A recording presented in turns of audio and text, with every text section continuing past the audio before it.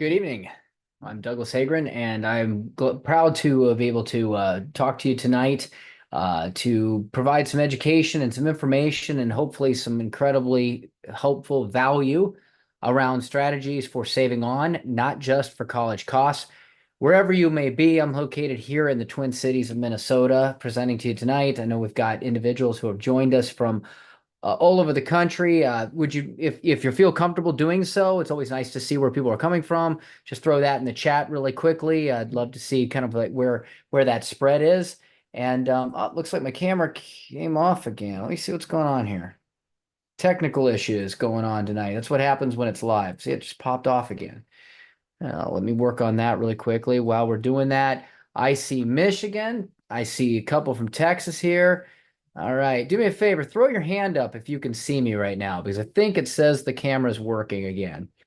All right, good. Awesome. Thank you very much for getting back to me there and letting me know. I'm seeing Florida, Indiana. I originally grew up in Ohio. So good to see Midwest represented there. Quite a bit of Texas tonight, and I go again with Michigan still being in that Midwest as well. So welcome from all of you. Looks like we got Pennsylvania. Okay, we've been getting quite a few people from Pennsylvania and Florida recently who have joined us. So thank you very much for participating. It always makes it a little bit more fun for me. We are live, so it is nice to see a little bit of interaction. Tonight, I want to give you a little bit of a vision of what we're going to be talking about. Okay, I'm going to be offering a roadmap to you that could potentially save your family thousands of dollars on college costs.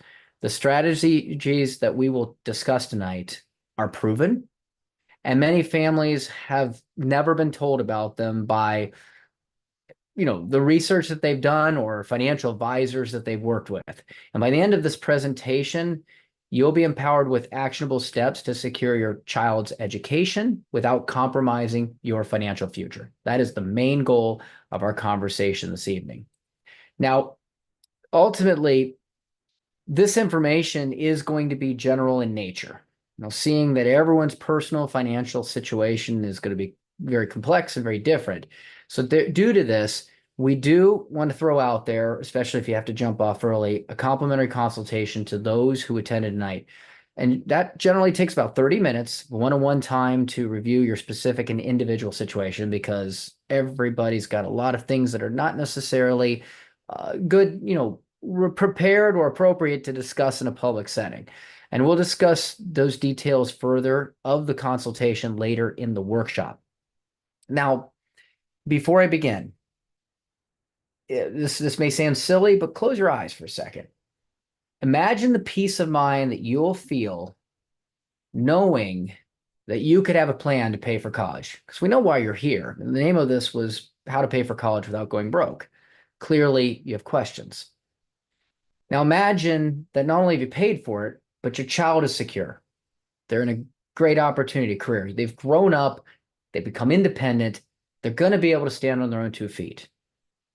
And now you have gotten through this while remaining financially secure, no matter what happens. And this is why we are so committed here at Emergent College Advisors around our process, and why we love helping the individuals that work with us and the individuals that just come for education to better understand how to navigate this incredibly complex and often expensive obstacle of paying for college.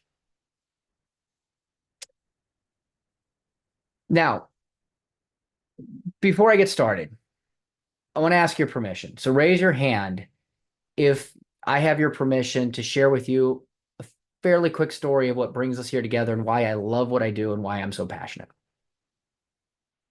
Thank you. My story begins, it's 1993. I was a young man, was going to college, Denison University, which is in Ohio, for those of you that may, some of you may know it. And I was really excited about that chapter of my life. I studied, I majored in economics, perfect career for that, and graduated in 1997. I got out of college. I just gave my age away. And I kind of started working with different corporations. And then I found myself with an opportunity to work alongside my dad. and I supported him in some of his different business ventures. And I happened to be traveling in Italy when my life changed on June 2nd, 2000. I got told at the airport right after I stepped off the plane that my father had passed away. And from there, I quickly started dealing with it, as you do, all the things that need to be done. And as you can imagine, losing your father, especially at a young age, it's not easy, and you just kind of got to dive in. So as I began to step into this role, it it realized it was just going to be, me and my sister. And I quickly found out that my father did not do any planning when it came to his estate. In fact, it was the opposite side. I came to find out that my father had some pending, business bankruptcy issues. There were some back taxes were owed. Things were due to probate. I literally, at a young age, just found myself dealing with issues I'd never thought could happen. But secondly, they never should happen. I mean, even to the point where, how do I take care of my sister? Why? Because she had just finished her first year of college in Boston. And like that, no resources, no plan whatsoever to help. And it really put her in a terrible position. I was scrambling to figure out how to fix everything. Thankfully, through a lot of hard work, we were able to do a lot. And as much as I love my father, I was frustrated with the mess that had been left behind. And there's a little bit of that call in my heart where I just realized, hey, I was pretty good at this, even at a young age, of trying to walk through this. And secondly, I recognized something that my father, my parents, there were ways that they could have avoided this stress, this financial strain, this uncertainty, this worry, even, with his passing. But a lot of this would have come to fruition had he lived.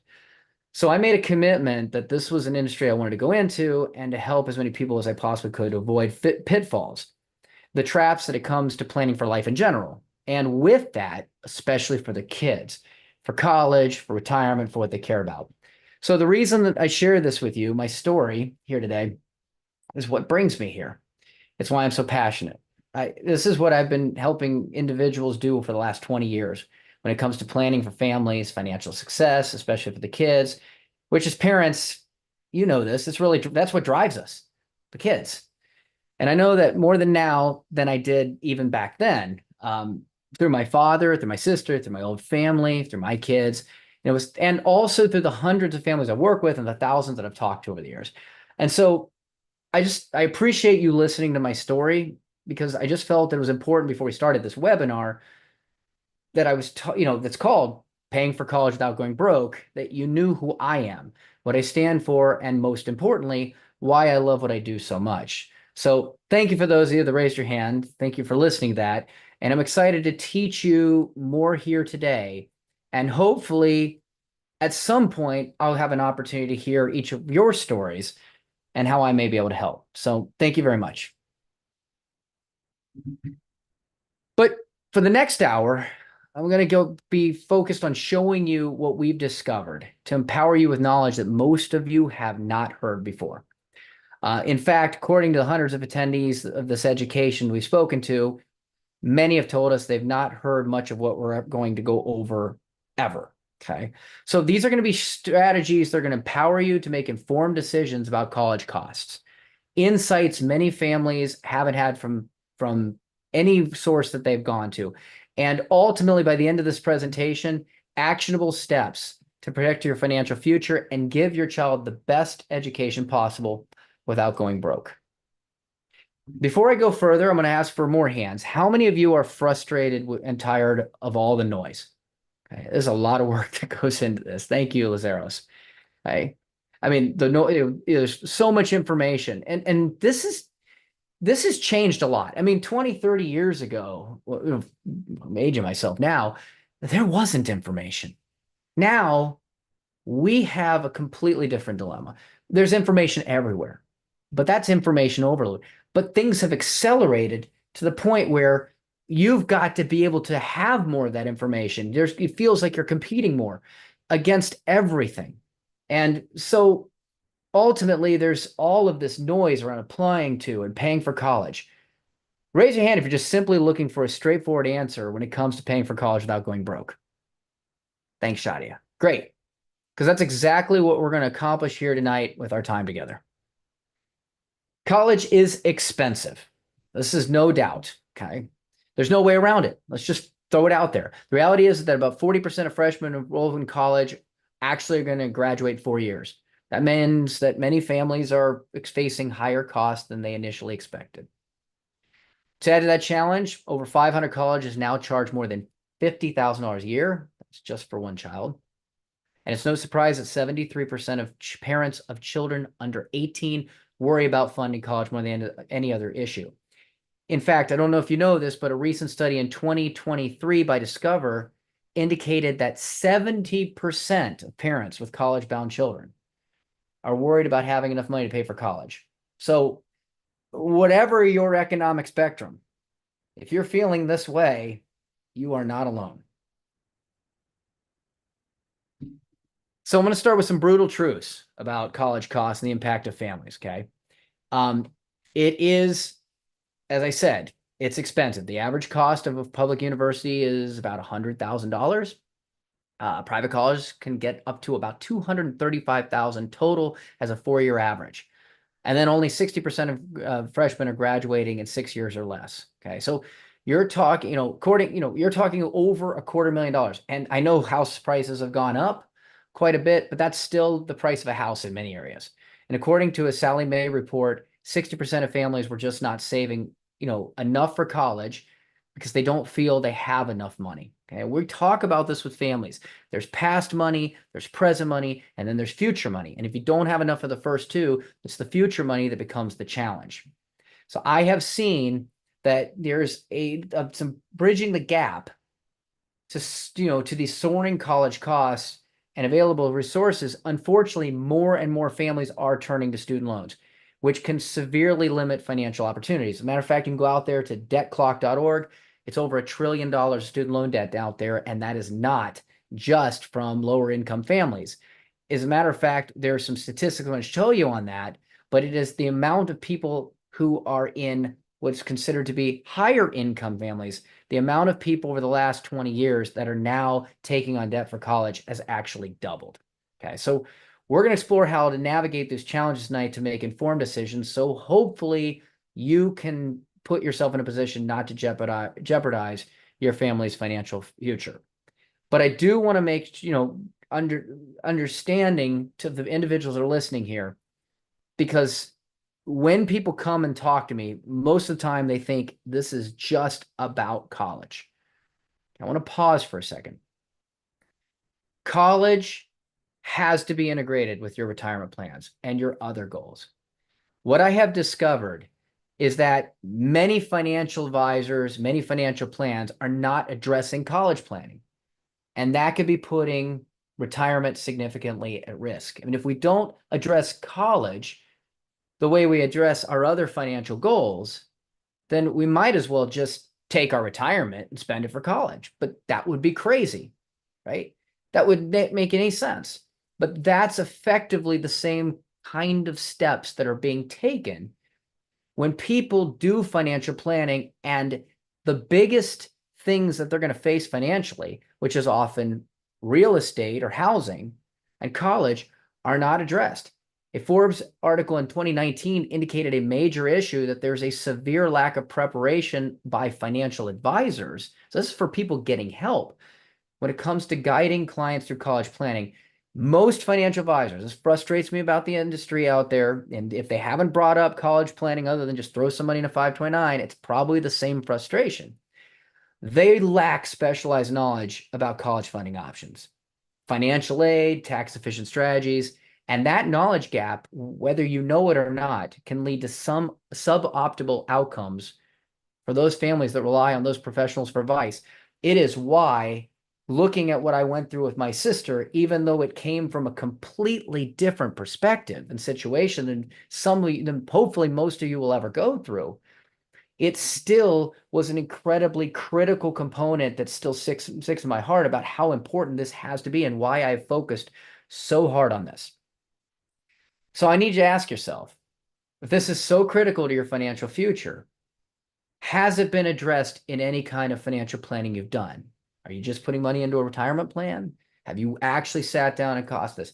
What would you do if your financial plan left exposed to these risks delivered, failed to deliver? Under what circumstances would you want to tell your child they can't go to college? They have to drop out, take on massive debt, or find out one day that you don't have enough to live the life that you want to live because college took that away. And my guess is you want to avoid all of this. And tonight, that's why we're going through these steps. So I want to make sure that it's really critical, the understanding of why this is so important. Okay. Because it's not just a financial thing. It is an emotional concern. Okay. We love our children. I'm getting texts right now. My daughter's at a soccer game. It's like, hey, how'd you do? What do you do? I mean, we care about our family. We want our kids to be successful, and we are absolutely willing to sacrifice for them financially.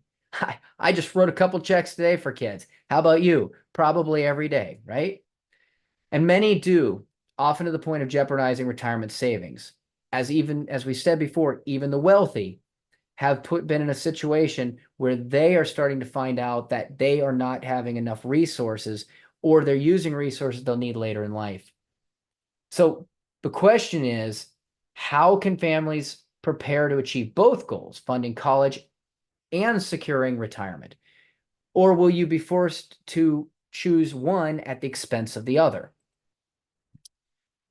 Okay, this right here shows you what we call the opportunity cost. And this is the cost of paying for college versus savings for retirement, using what is the average public and private costs. Now, at 15 years, so if we take a look at this here and we make a point that I want to make sure that people can see, I'm going to bring out my annotation here. Hopefully this works. It does. Okay, if you see at 15 years here, you're going to work for me? Come on. All right, over here. At 15 years, okay, the amount that could have been in retirement savings if the money had not been used for college costs. So if you have $100,000 for college, at 15 years, that money would be $234,000. Okay. What is this telling you?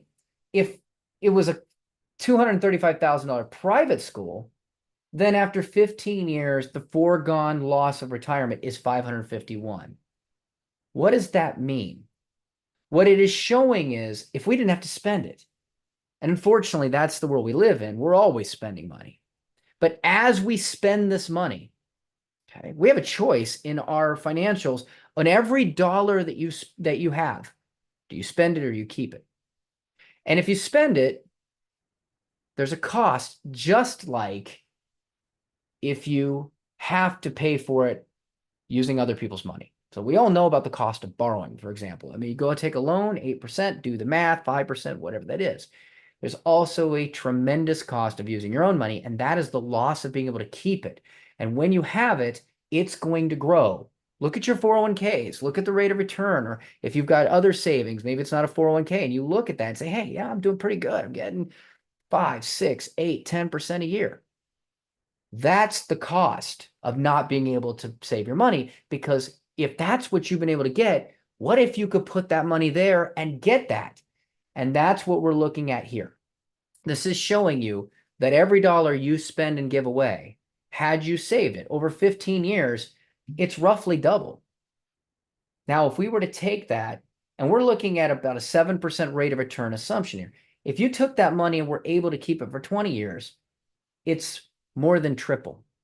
Okay, so the key takeaway here I want everybody to understand is that having a well thought out plan for college is essential, not only to protect your child's future, but also to end up protecting your own retirement.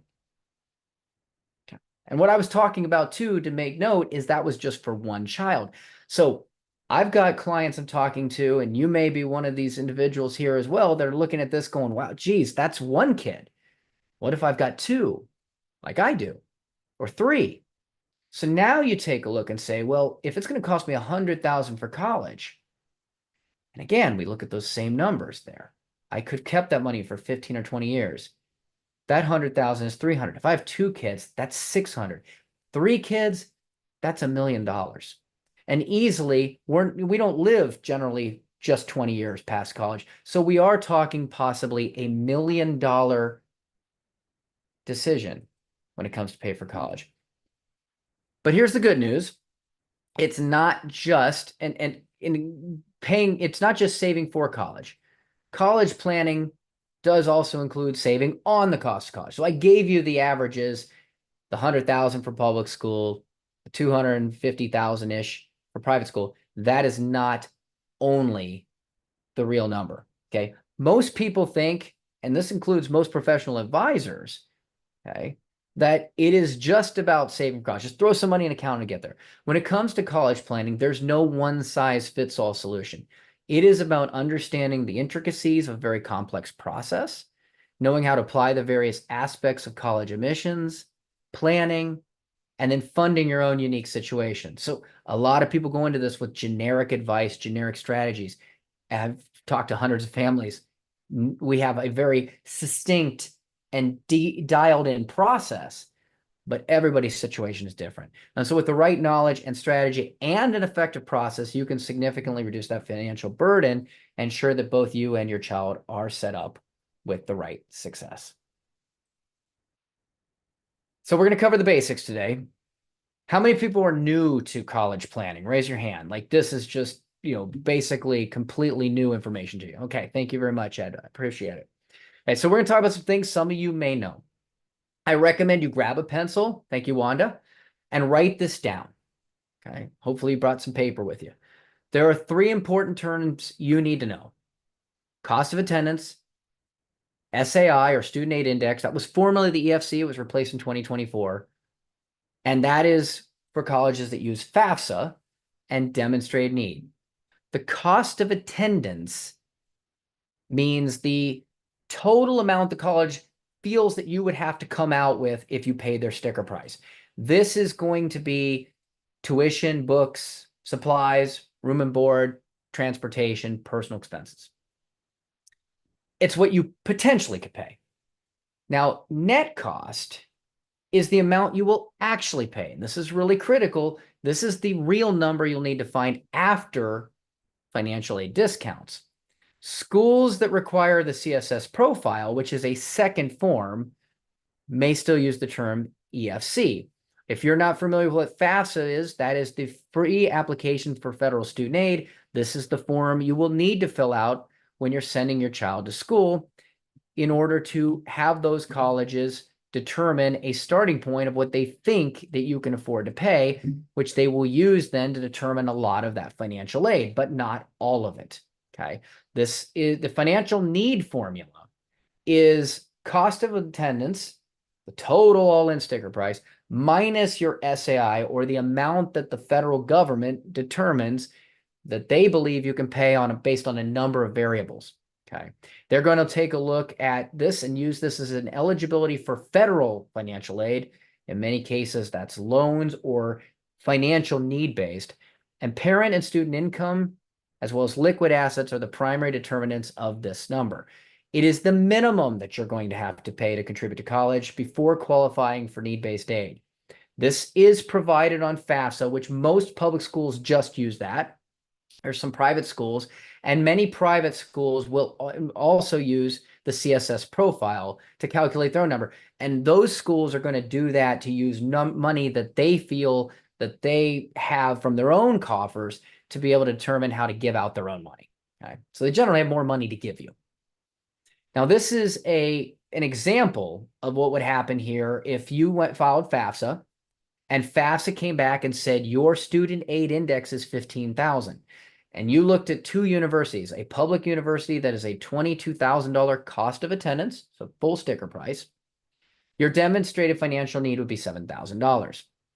If the private university was 60,000, same thing, 60,000 minus 15, therefore your demonstrated need in that circumstance would be 45,000. And actually this would mean, if we were to look at this before anything further, and again, this is hypothetical, there's more things involved there, but in this scenario, that private university would give a lot more financial aid, all things being the same, because even though they look extremely expensive on the sticker price, $60,000 a year, at the end of the day, again, they might be a school that writes off $45,000 of their cost, bringing the price effectively down to the same for public school versus private.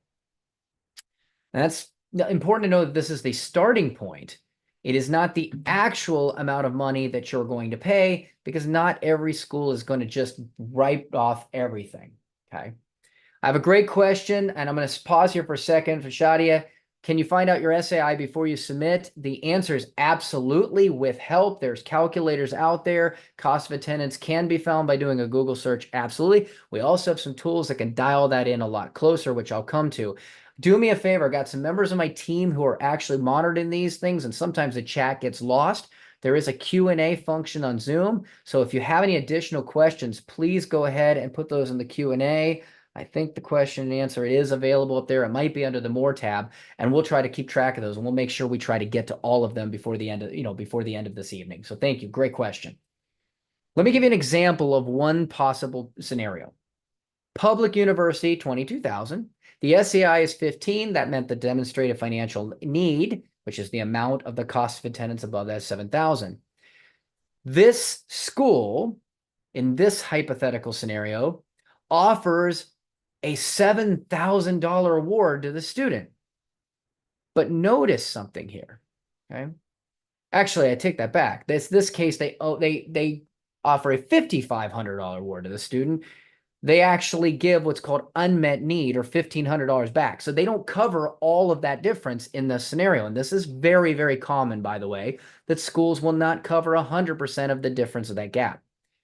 But notice what they have here. They actually gave financial aid in the form of a loan. So again, loan isn't exactly a discount.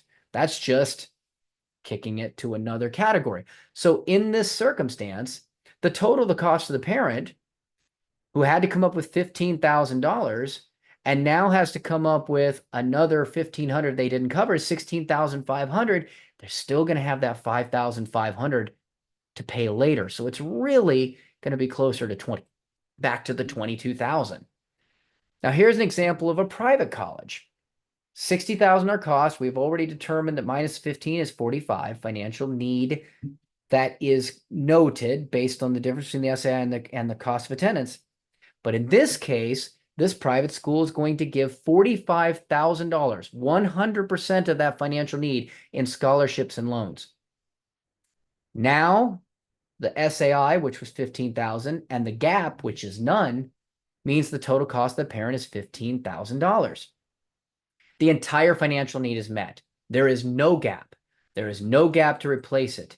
So therefore, if you were to take this information, it is important for you to understand that what we're trying to show here is that in some cases, and in many cases, surprisingly to people, private college can actually end up costing less than public college.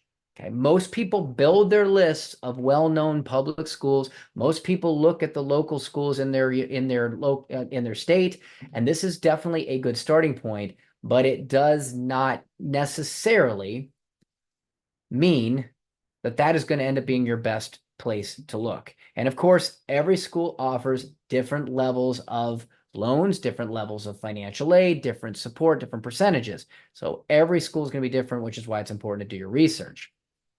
As it turns out, because of the family EFC and the big difference in the ability of private school to meet the financial aid of family, the school that appeared to be out of reach for the family is actually, in fact, going to cost them less out of pocket. So the reasons why private colleges may actually cost a family less or the same is A, they don't get any state aid. They need to keep students attending there. Therefore, they need to attract students that would ordinarily go to those lower price state schools, or they'll eventually go out of business. There are many private colleges in competition with each other. So they're trying to enroll many of the same students. They're going to compete heavily for them. The private schools, as well as state schools, have endowments. So there's been donations, and those endowments could be larger or smaller than others. There are some very wealthy public schools, but the majority of large endowments are at private schools, and that allows it to be used for financial aid to some degree. And they use them to offer more money to the students they want, kind of use it as a bidding war. And because private schools use more of their endowment money for financial aid than state universities do, well, their money is from their own coffers. It's not state or federal governments. They don't have to follow the same financial aid rules. They can give the money to whoever they want. And they tend to give it to better students They also tend to have the flexibility to give it to the people that they really want, and also to match other colleges' financial aid offers. So it is an incredible opportunity that you can have, that you can use that competition survival, that endowment power, the bidding wars, and in short, the competition and financial resources that they have to attract those top students and result in them often being more affordable than public universities for families. Now, we're going to get into some actual tips to lower that amount, which is one of the questions about actually how do we get into the SAI. Understand this, and I have some families that I talk to all the time, okay? And they're like, I was talking to a family recently, like, well, I was a very nice person to college, and I know this person would not be steering me wrong. They're definitely here to help me. Yes, they're not going to steer you wrong per se, but understand that the financial aid officer's job, first and foremost, is to the company that employs them, and that is to protect the college assets and minimize the amount of money that they give away. They don't want to give away money if they don't have to. So it is your job to understand where you sit on that side of the fence. You wouldn't use the same attorney in a divorce. In this case, you shouldn't necessarily use the same financial aid advice when trying to figure out how to get your discounts. It is your job to use the rules that are out there to reduce your contributions to the college as much as possible. According to Coleman Chaney, the author of Paying for College Without Going Broke, he emphasized this is a critical perspective. Understanding that this financial aid office is not just there to help you, but it's also there to protect their resources. Your role is to navigate this and minimize your out-of-pocket costs. And now here are your keys to getting the most aid you possibly can at the top of the applicant pool, okay? And if you are the top of the applicant pool, the odds of that discount go up appreciatively. So it's going to be very important, if you really care about getting the greatest discounts from schools, that your student is in the top 20% of applicants. All of this information is information that can be found. It's not always easy. But we are looking at buyer colleges, okay? Buyer colleges use tuition discounts and increased financial aid to induce students to attend. Therefore, you're much more likely to get a generous scholarship or tuition discount at a buyer school. Sellers, on the other hand, are less likely to offer significant financial inducements for students to attend. They tend to be selective. They don't need to use those price discounts. They don't really buy students with tuition discounts to fill their classrooms. And most sellers offer extremely good financial assistance only to those that need it or truly exceptional. Okay, so you want to make sure you're building a list of buyer schools. You also want to expand your universe. Make sure that you maybe looking beyond the typical home radius that many families, look through or impose on themselves. You'll find a lot more options. Some schools, like a geographically diverse student body, will offer discount to attract students beyond the region. It's not going to be cheap to go to California under most circumstances, but they actually do tend to have greater acceptance or easier to get in if you're an out-of-state student, because they are trying to get a greater diversity of where those students are coming from. You want to create leverage, and that is a term that's relative to every college and every student. By applying to competing schools, and there's information you can use that can tell you exactly which schools those schools care about that they compete with, the greater chance you're going to get a discount and getting a better one if need be. By including buyer colleges in your list, you're going to be in a better position to then use an excellent aid an excellent aid offer or multiple offers from colleges as a bargaining chip. And then you can get those top schools to sweeten the pot before committing to a top school.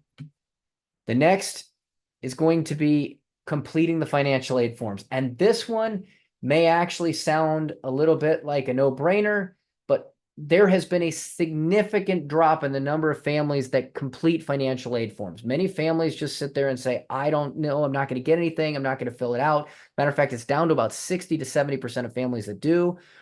The earlier you complete these forms, the better your chances of securing financial aid. And also, many schools don't give any financial aid under any circumstance if you don't fill out those financial aid forms. So give yourself the chance, no matter who you are, make sure you fill them out.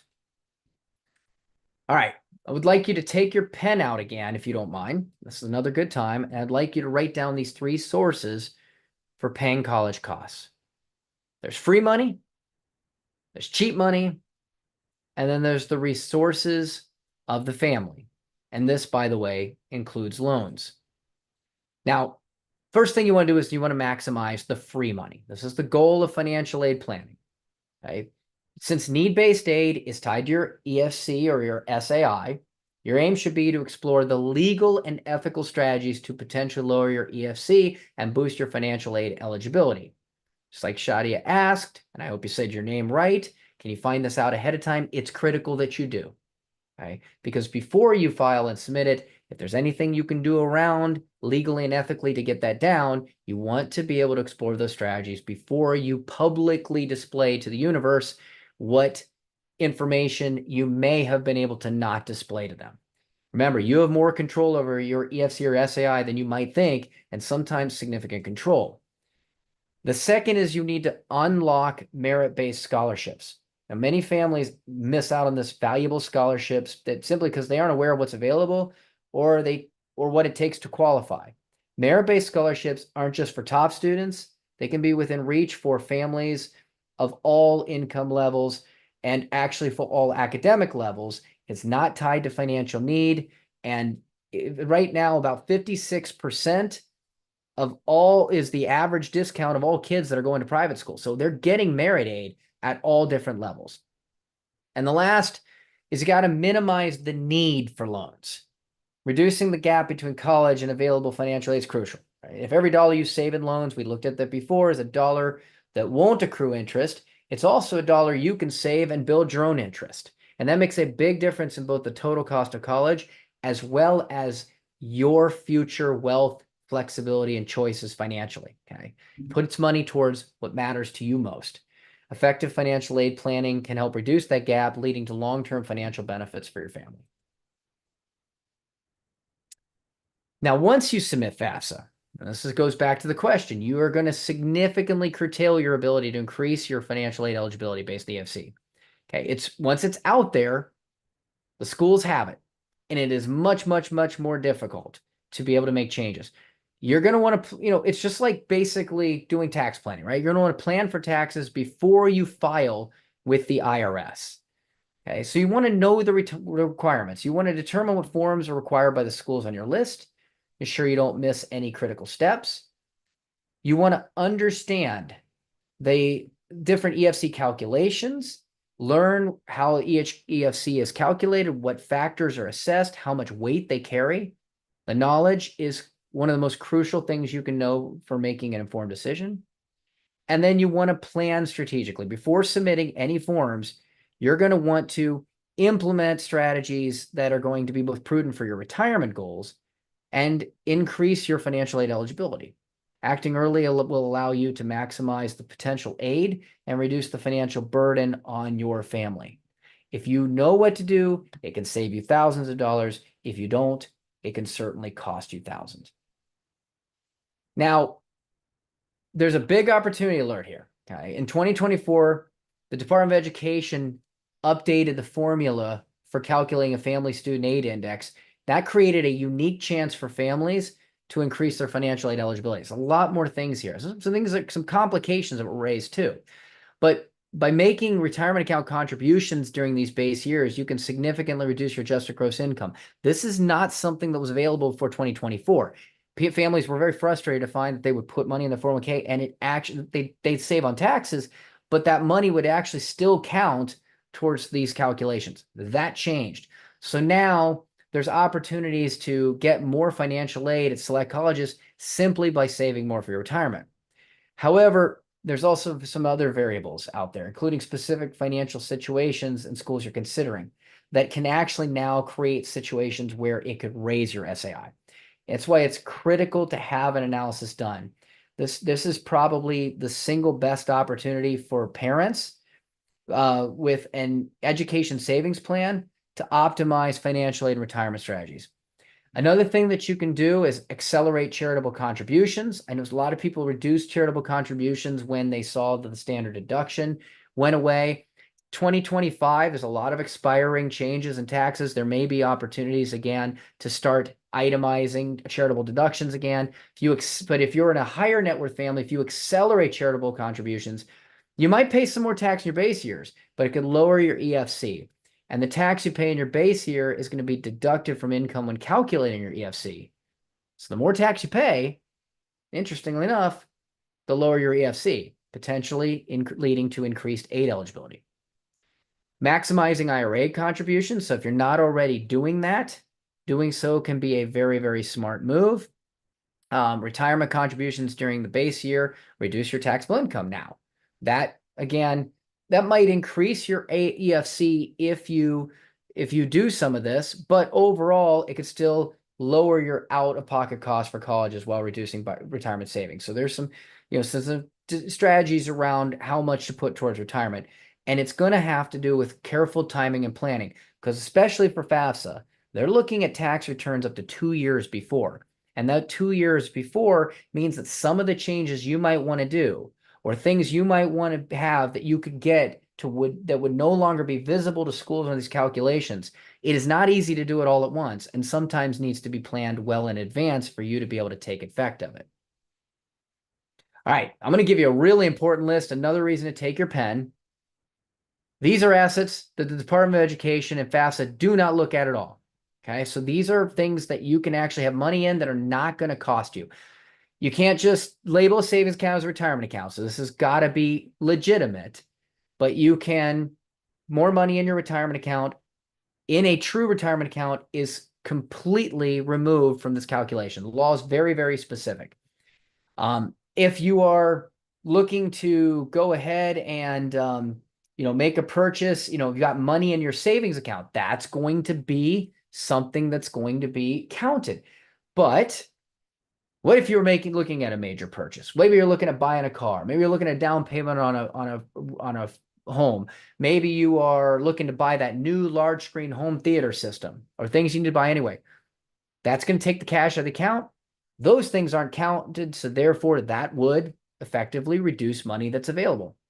Now, if a school is using the CSS profile, they do look at home equity. FAFSA does not, but you could potentially pay down your home equity, reduce your EFC. Not all schools requiring the profile are actually going to look at the home equity in the same way. They ask for it, but they don't actually all count it. So the difference on which schools are looking at that or not can actually save you considerably in out-of-pocket costs. This is one of the areas we spend a lot of time looking at and assessing for families, is what our schools are actually counting certain things. How, and we can have a lot of data that can show that the school A and school B, even though they're asking for the same information, school B is going to be more generous because they are not going to count X, Y, and Z. Any funds that are placed in cash value life insurance are excluded from the assessment. A lot of families out there do have cash value life insurance. This is not included in the CSS profile, nor is it included under FAFSA. You also may be looking to use those funds to help pay for college. Withdrawals from cash surrender value and death benefits are going to be something that, depending on how you access them, could be used for could be something that's assessed for college, but they also can be accessed in ways that will have no bearing whatsoever on what the college is going to assess to you.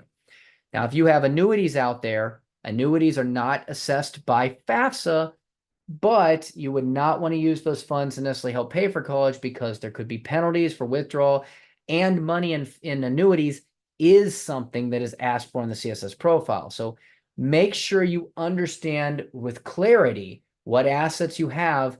And this is a real, strategic opportunity to move things around ahead of time that might put you in a position to be able to significantly reduce the amount of money that colleges are going to charge you. Now, here's the thing. There's a lot of things that can come into hitting you that if you don't know are going to cause you to pay more. Okay, for example, a fact. Gifting money for a child for college can actually reduce their financial aid eligibility. So imagine grandparents put money in a trust or give $15,000 to a child. Well, it seems generous. That could cost. So be very, very careful on asset transfers to and from the child. Okay. Instead of gifting money now, perhaps ask them to consider waiting until after college to help pay off some student loans. That way you can avoid any impact on the financial aid, still support the child's education. When it comes to financial aid, the big takeaway here is the more you know, the more you can save. Strategic planning can make a huge difference in this. By the way, if there are business owners out there, there's some things that you can do there too that could potentially, save an entire year of tuition just in different strategies for how you get the money from your business that you're using for college. And again, not everybody does that apply to, so that's something that we usually have as a one-on-one. I can talk more over a 30-minute conversation. Now, if I am working with some high-income families, the cumulative benefit of implementing these different strategies can yield real savings, okay? Obviously, they are more predictable ahead of time and under the control of you as opposed to being controlled by the school. So you're going to want to implement a large, and you're going to want to implement the planning and a range of strategic options early to create an opportunity to get more things. It is not something that you can necessarily do all at the last minute. We've got families that come to us and they say, we're going to wait on this, or, maybe we've been waiting. And unfortunately, they find out there are things that we could have done that would have been available maybe a year or two ago that are no longer things that are going to be as easy to implement. So if this is important to you, sooner absolutely matters. And what about 529s? Okay, there is no one size fits all solution. I know you've read about this. 529 is a great savings account for college, but it's also causes some complications for families. I find out families every day, they're like, I really wish that I had more money available, or they were giving me more aid, but they find that the 529 is actually running some complications because that's money that is counted by the college and reduces what there's available. So we do a comparative analysis of 529 to other accumulation strategies for families in order to kind of look at if that is going to be the right plan for that family. And in many cases, it absolutely is. But because it's not a one-size-fits-all solution, there are many families in which there are better strategies to use for their particular circumstances. All right. I know I've said this before. I'd like you to get that pen again. This is going to be another good list to write down. These are the major mistakes to avoid, and there's quite a few of them. First mistake that we're going to look at here is thinking that you make too much money. I said this before. Many families will not file FAFSA because they think they make too much money. They mistakenly assume they won't qualify. Okay, this could not be more from the truth. We have definitely seen families earning over $200,000 a year or more still get need-based aid. So don't assume or guess anything. Absolutely file, because it could cost you thousands. Okay, you can see here that in this case, this is a family with a $290,000. It's an actual FAFSA report, $290,000 AGI. Their EFC is only $29,000. Since there's many schools that have a cost of attendance over $50,000 a year, this family right here with an income over $290,000 was still eligible for significant amounts of need-based aid at certain schools. So make sure you're filing. Mistake number 2, rushing through the process. Okay, rushing through the process becomes a problem for many families because they wait too late. Okay, now they get to junior and senior year, and it's never too late to start, but they've been thinking about it. They could have had time to do it earlier, and they didn't. And now they're rushing through the process to try to get things done as quickly as possible. And again, that makes for opportunities for mistakes. Another one is applying to fewer than 6 colleges.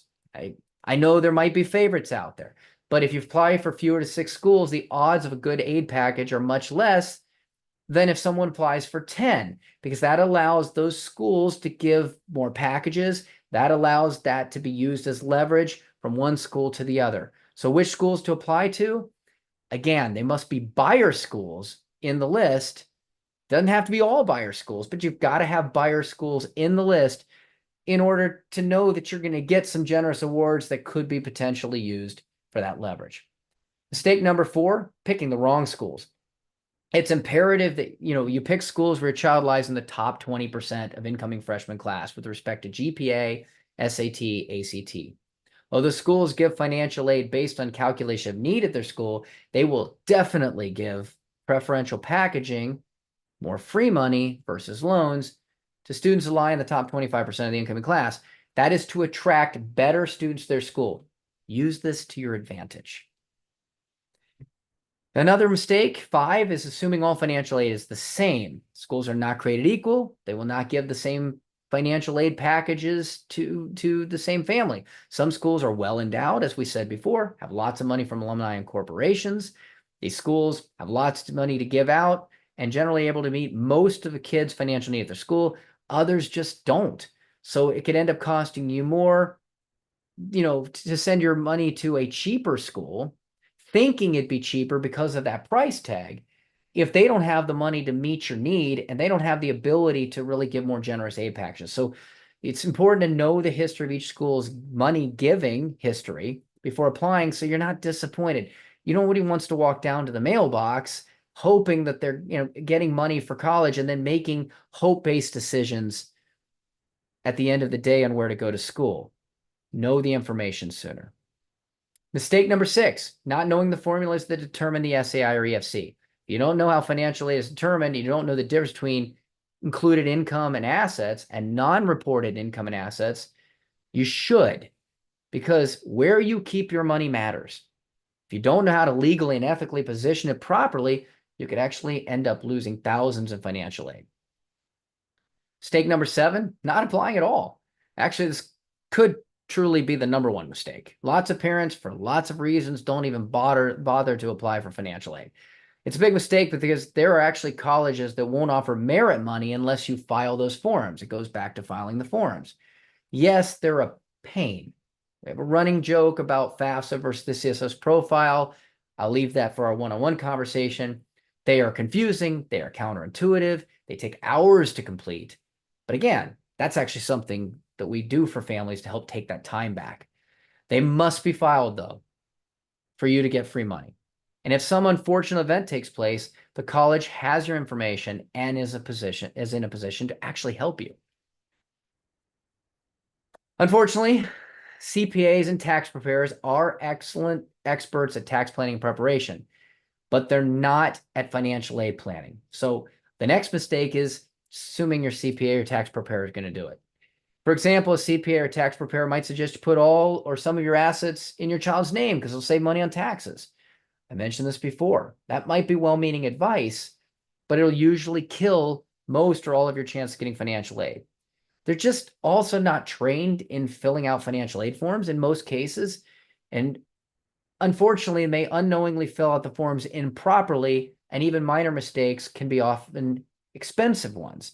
The Department of Education says that over 93% of the FAFSA forms they receive have errors.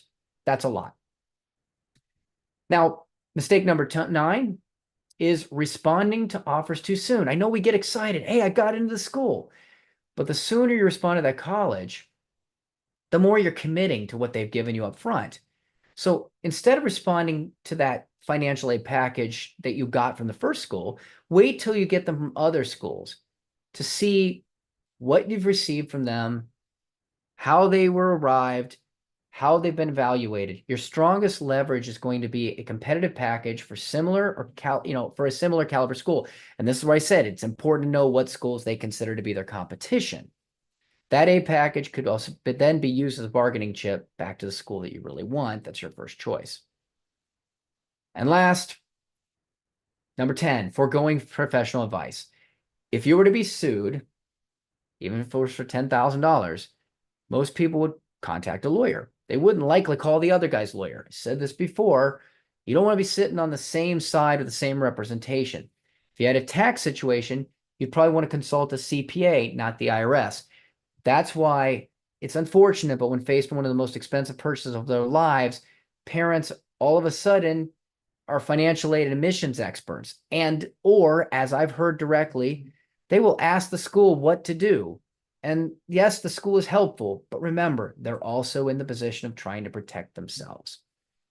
So ultimately, the things that get, in summarizing, the things that really matter here is that if the school can't see your ability, the ability to pay, which is revealed in the financial aid forms, they have no other way of knowing what the family's financial situation is and ability to pay. So let the schools see what others have given you. Let them see what you've been given as an opportunity. That works to your favor with leveraging schools against each other to have them sweeten the pot. Okay. You want to make sure that you're going to also work to maybe contribute to endorsement or booster programs. Highly desirable colleges, you're going to want to look, at where they've got, where you're applying, and they'll compete for those children if those children have the grades, have the attributes, have the essay. They are going to want to see that extra work. And of course, the forms that are out there that need to be filed are there as a means for the family to get the best the best deal. That is going to open up opportunities for need-based aid. It's going to open up and showcase your ability to pay. It's going to track those, because schools truly do want to see full pay families as well. Families, are highly desirable that can afford to pay, especially if it means contributing to boosters. And ultimately, it's going to unlock merit money, which has nothing to do with your financial situation, but again, may not be eligible unless you fill out these forms in the first place. So all of these things are critical reasons why you must fill out those forms. Now I'm going to move on to telling you what advisors are not telling you about the admissions and the financial aid process. Okay. Ultimately, when a college-bound student reaches junior year in high school, the family begins to enter this daunting process. Okay. It's going to consist of a myriad of actions. Okay. You would need to identify candidate colleges, the application process, filling out financial aid, awards, evaluation, negotiation, final college selection, awards acceptance, strategies for covering shortfalls. Each step has its own complexity, stress, mystery, and headaches for families. And missteps, unfortunately, can cost you. In order to maximize success at each step along the way, you're going to have patience, time, effort, and expertise, all of which are in short supply. As I said, I'm getting texts on the soccer game tonight as it's going on because I can't be there, because time is very short for our kids. It's very short for our for the parents as well. So there are just three outcomes that occur when based on mistakes made by the family. Obviously, it's going to be choosing the wrong school or curriculum, lost aid and discounts, and then ultimately you need to have strategies for covering the shortfalls. This is the single most important reason for setting up a comprehensive plan and for leaving no stone unturned in preparing for college. Having that plan will help you save thousands of dollars. So you might ask, can we just do this alone? Absolutely. Just so long you're willing to become an expert in all this process. The admissions process, the impact on financial aid, what happens, the uncertainty of things, the thousands of rules and regulations to take advantage of the process. Each family is unique, and it does take an experienced financial aid specialist to know how to advise you. The cost of college as it is today, it doesn't make sense for families to go on their own. Okay. Can you do it this yourselves? Absolutely. Okay. But at the end of the day, hands-on support coaching for families is going to be critical in order before that student steps into and completes this process. Given our current economy, which is starting to get even more complex and uncertain, and the competitive nature of current college admissions and financial aid, parents can benefit from targeted, strategic, tactical guidance about what can achieve the best possible outcomes in each stage of the process. So parents of college-bound children can now benefit greatly from that hand-on support that will help create the best possible outcome for your family. Through planning, through tactical planning, strategic planning, you can become an informed buyer of college education. Tactical planning will include college admission strategies, financial aid forms process, filing those forms, funding strategies, cash flow strategies, ultimately helping to ensure that you're going to be in the best possible ways to paying for college and protecting your own family's financial future. So I said before, what are your next steps? Well, one is happy to have a brief conversation with you, a free consultation. We don't know your situation. You have questions that are very personal, and I will get to some of the questions that have been posted here in a second. But ultimately, for your family, There's a lot that is unique to you, your student, your goals, your objectives, your obstacles. Okay. Here's what we believe. We want to start by getting to know your child. What are their aspirations? What are their needs? Understanding who your child is key to crafting a personalized plan. Next, we're going to discuss your family's specific goals, concerns you have, obstacles you're facing. This conversation helps align our strategies with what matters to you most. And finally, assess the current stage of where you are in the college planning process. Whether you're just starting out, maybe you got a 4-year-old, or maybe you've got a high schooler, maybe you got a middle schooler, maybe you've got a junior or senior. We're going to go deep into it and identify the best steps to maximize your success. Our goal is very simple. Here at Mergent College Advisors, you deserve to have 100% certainty and confidence around your financial future. This is why we've developed our proprietary process, the Complete College Solution in 3 steps, to help ensure the client's financial strategies will work with supporting dreams of sending your child to the college of their choice without being overwhelming, without being uncertain, or fleecing you financially, or worst case of all, taking on a mountain of debt. So what's important to your family? We found that parents like to look at this process and with concern. We understand that when it comes to college planning, parents often are concerned about this. 70% of families are concerned about the cost of college. It's been noted, it's documented. I don't make any assumption with families based on an opinion. It's always based on research. And of course, you want your child to be independent, happy, and successful. Many parents are worried that, of course, if their child to get into what they perceive as the right college, their financial success might be at risk, and that adds a lot of pressure to the kids, to yourselves, through this college selection process. And let's be honest, who wouldn't want their child to receive plenty of scholarships? I know I do.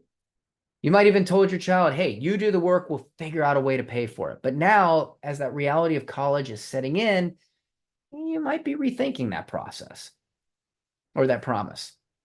You might want to keep that promise, but you don't want to sacrifice your retirement savings. At the end of the day, what parents need, whether they say it or not, is help. So the key is finding guidance and support that you might have that could allow you to navigate this complex journey so you can fulfill that promise you have without compromising your own family's financial security. So when it comes to college planning, the biggest thing is time. Okay. Your kids are going to be 18. They're going to go to school.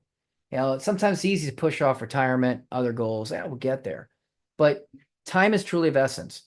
And here's what can happen if you wait too long. First of all, fewer college choices. Delay limits the options available and possibly forces selection or settlement of a less desirable school. The sooner you start planning, the more opportunities you have to implement strategies that can significantly reduce the cost of college. Early planning opens up more avenues for college savings and funding, which shrink as time goes on. A larger financial gap can occur when procrastination sets in between what you can afford and what the college costs are, because they're increasing every single year, and that increases the likelihood you have to take on more debt. There's going to be more retirement stress and less savings. The more you put towards college, the less you're going to be able to put towards retirement, and that creates immense pressure on your retirement savings and overall financial security. And the worst case, especially for families, is knowing that the parents, you or your kids, have crushing student loan debt.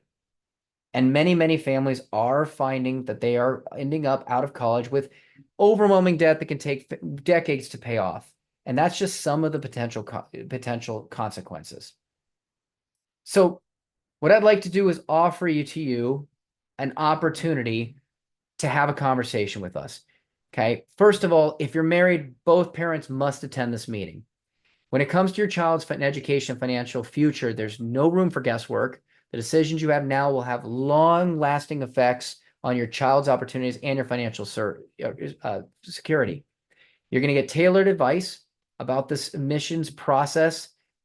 You're going to get specific to your family situation, avoid costly mistakes, maximize savings. We're going to work together to uncover strategies that can help you save thousands of dollars in out-of-pocket college costs.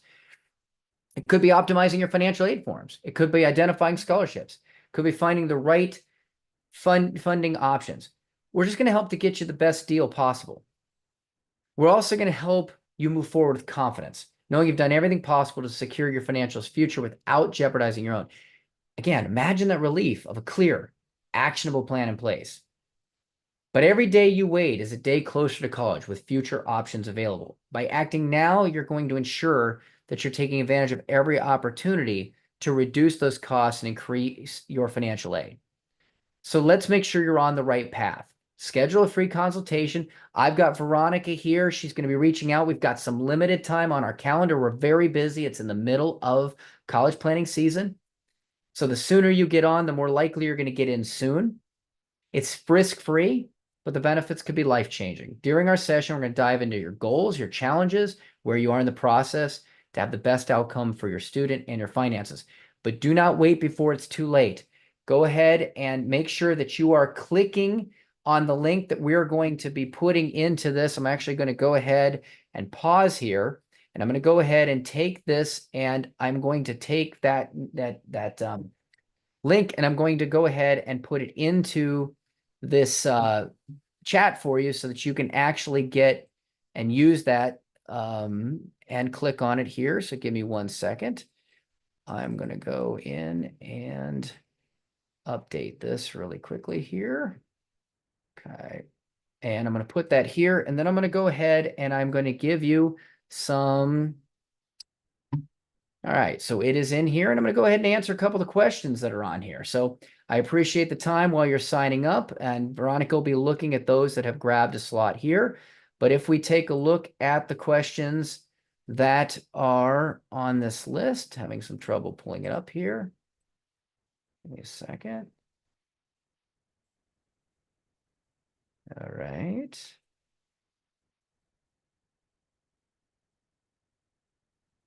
All right, so we're having a technical difficulty. I apologize for answering those questions. If you're one of the end of, I know I said not to. Here they are. They're finally coming up. What is the current protection allowance for a student? Is there an income that students should be under so that they can allow it? Well, one of the things that you can that's a great question. Well, right now, first of all, the first $14,000 that you actually get in income, roughly 14,000, because of the standard allowance, allows for that to be passed to income to the student without reporting any tax return whatsoever. So that's going to be a great starting point. And for most families, that's going to be generally enough. The protection allowance for FAFSA is going up, and I'm trying to look up here for what it's going to be for 2025. And see what that number is actually going to be here. But the new for the student protection allowance, it's going to increase from 7,623.24 to 9,410 from 24 to 25. That's an increase of about 35%. So Edna, that's a great question. So you're really looking at roughly, close to about $20,000 of income that can be protected there, because again, the first 14,000 of income that's passed through doesn't even end up on a return after the standard deduction. Todd asked a great question here about retirement accounts. Do the retirement accounts a student account, a child as a Roth IRA? Todd, retirement accounts do count at about 200 schools in the country.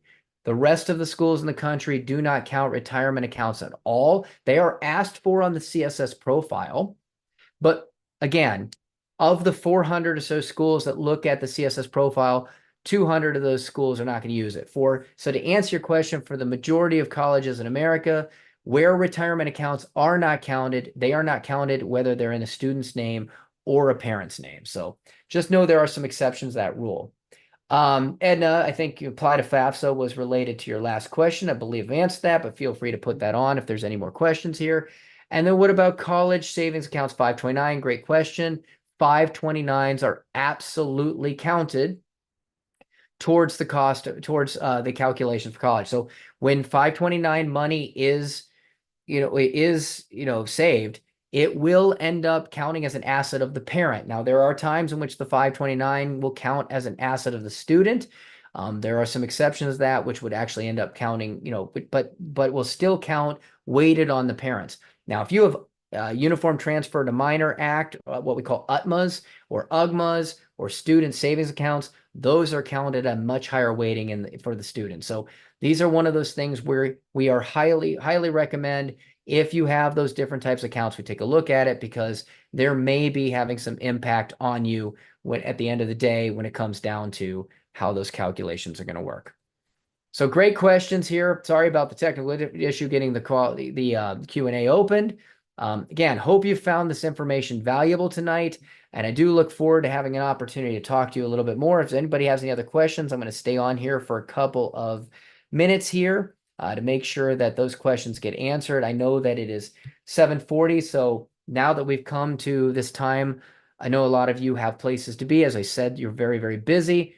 We're going to follow up. If you have any other questions, don't hesitate to send us an email as well, or just click on the link. I've seen that a couple of people have already done that. We're going to make sure that we follow up with you as soon as possible on any of your questions, but also look forward to having a conversation with you to learn a little bit more about your unique situation when we meet with you based on the times you book. So appreciate it. Looks like I did see a chat. Thank you very much, Lily. I'm glad that's been super helpful. And I appreciate the time that everybody has provided tonight. Taking that time out of your busy schedule wherever you are clearly indicates how important this was for you. Thank you for allowing me to share my story. Thank you for allowing me to share some information, educate you. I'm glad it's been helpful, and I look forward to talking with you soon. Have a wonderful night.